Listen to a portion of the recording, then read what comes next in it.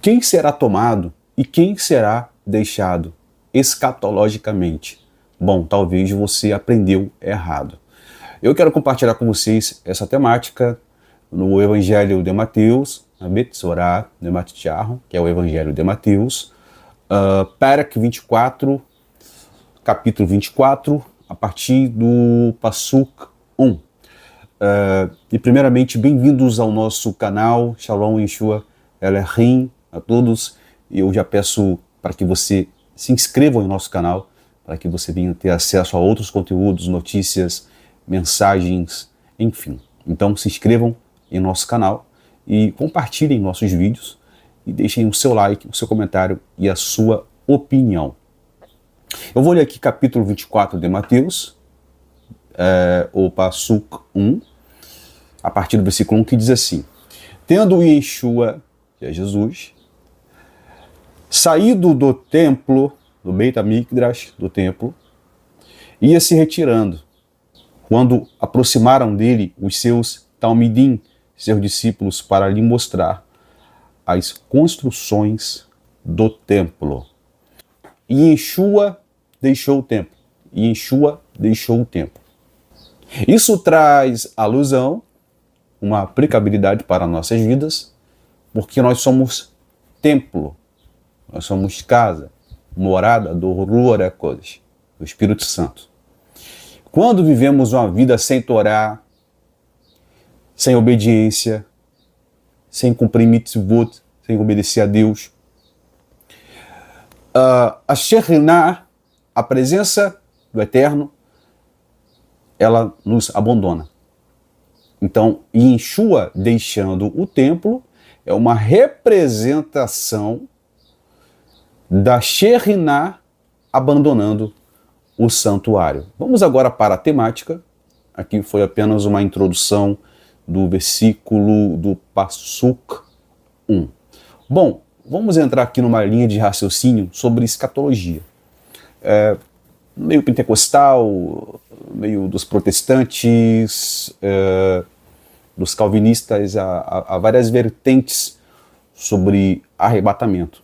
Dentre delas, tem o pré-tribulacionista e o pós-tribulacionista, que são duas correntes teológicas que divergem quando há o momento em que a igreja será arrebatada. O pré-tribulacionista acredita que a igreja será arrebatada antes da grande tribulação. Esta corrente teológica é mais aceita nas igrejas dispensacionalistas e pentecostais, como a Assembleia de Deus e etc.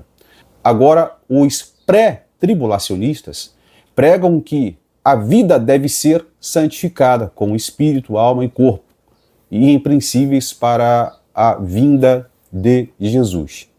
A teologia cristã do arrebatamento ganhou popularidade nos últimos anos através da sua adaptação em filmes. Quem já assistiu aquele filme Deixados para Trás? Eu nunca assisti, mas só de reparar a temática do filme dá a entender que a igreja será arrebatada, mas não é bem assim. Essa doutrina evangélica é baseada principalmente na passagem de Mateus, capítulo 24, e no capítulo 4 de 1 Tessalonicenses, onde Shaul Shahalim fala sobre uma escatologia para o futuro, sobre a volta de Mashiach, a volta de Jesus. A doutrina tal como apresentada pelos evangélicos não tem nenhuma base na Torá, nem nos Neviim.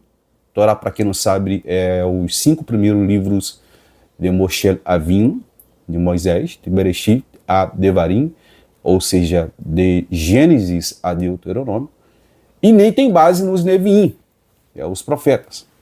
A doutrina foi desenvolvida por jesuítas e evangélicos, não antes de 1700 na Era Comum. Isso significa que essa doutrina do arrebatamento esteve ausente no cristianismo por mais de 1700 anos. E claro, estava ausente na mente de Yeshua na época em que ele falou essas palavras. Ou seja, essa palavra arrebatamento, a igreja será arrebatada, isso não existiu na época de Jesus. Ele não ensinou isso, nem Shaul Shahalim ensinou isso.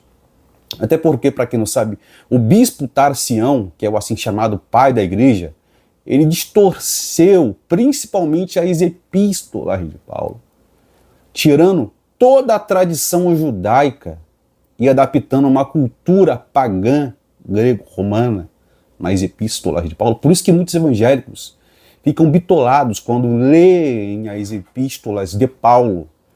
Eles não conseguem enxergar a doutrina, né, do tal arrebatamento. Eles não conseguem enxergar uma escatologia baseada na Torá, com as lentes da Torá. Eles leem as epístolas de Paulo com as lentes de Roma, com o que os pais da igreja ensinaram. E também parece que é um teólogo que há mais de 200 anos atrás, Darfen, ou Darken, eu esqueci o nome dele agora, ele também foi pregando sobre esse arrebatamento após um suposto sonho. E aí ele falou, a igreja vai ser arrebatada, tal. Bom, agora vamos ao versículo 40 do capítulo 24, que diz assim: 2 estarão no campo, e um será tomado, e o outro será deixado. Bom, e Yeshua, ele continua com seu paralelismo do grande dilúvio, que é o Mabu, Gadol Mabu, grande dilúvio. Que eu vou até gravar um vídeo falando sobre como nos dias de Noé, um estudo muito aprofundado. Eu vou falar sobre como nos dias de Noé, palavras que Jesus disse aqui no capítulo 24. Bom, agora vamos entrar aqui na temática. 2 estarão no campo, Mateus 24, versículo 40, Berec 24, Passuca, versículo de número 40, que diz: 2 estarão no campo, um será tomado e outro será deixado. Agora, quem é que será tomado e quem é que será deixado? A igreja será tomada? Israel vai ficar? Como assim? Vamos entrar aqui numa linha de raciocínio escatológica com base de Torá. Olha, no capítulo 24, versículo 40, Yeshua continua com o paralelismo do grande dilúvio, que é o Gadol Mabu. E ele explica a natureza da sentença. Todos estão vivendo suas vidas cotidianas normalmente. Tanto os tzadikim, que é o justo, quanto os rachaim, os ímpios. Alguns estará no campo, ou moendo no moinho, e Yeshua falou isso aí para aquela época. Hoje muitos estarão em suas empresas, muitos estarão dentro de um trem, dentro de um metrô, dentro de um Uber, dentro de um avião, e etc. Ou como dizem Lucas, dormindo numa cama.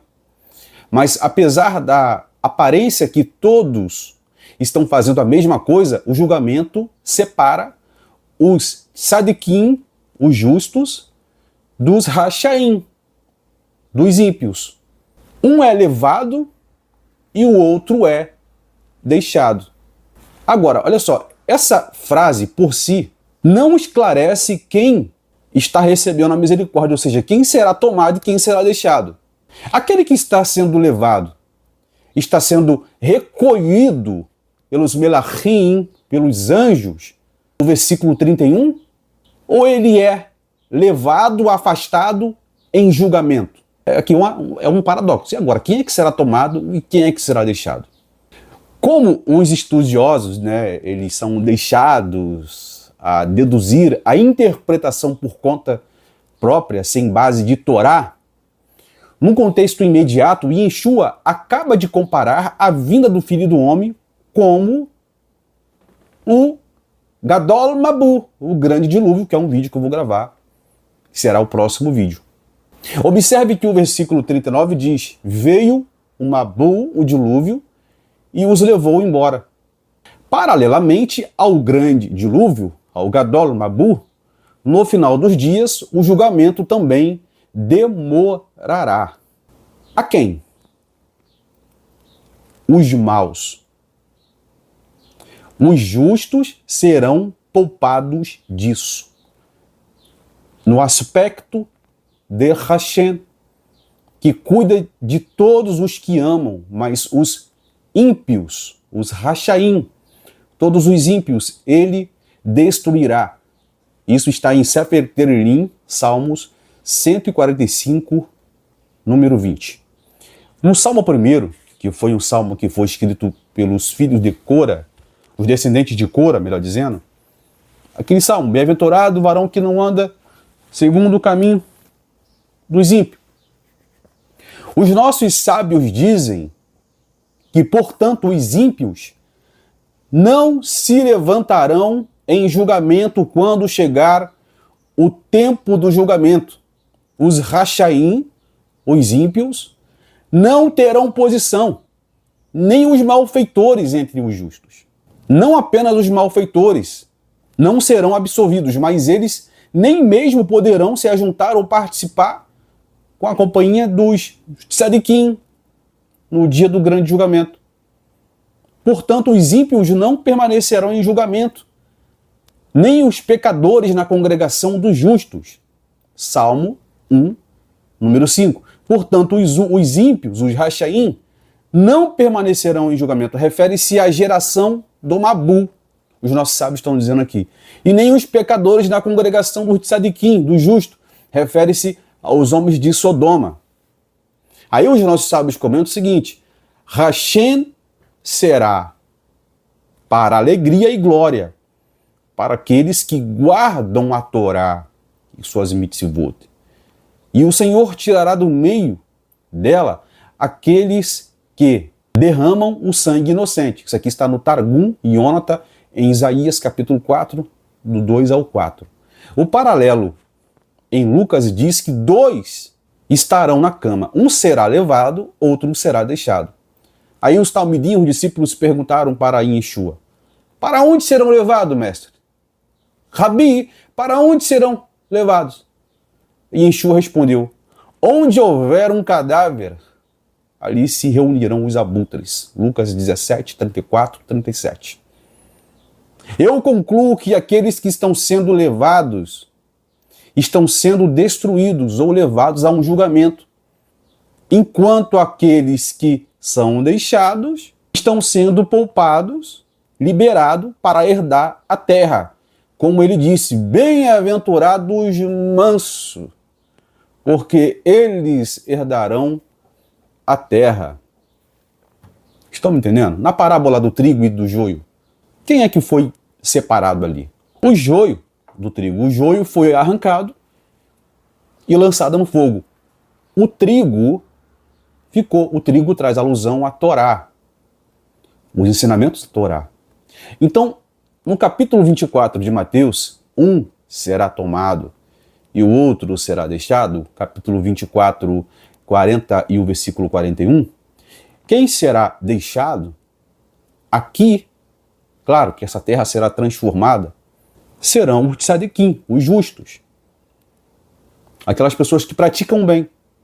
E quem será tomado serão os perversos, os ímpios. Então, não existe arrebatamento.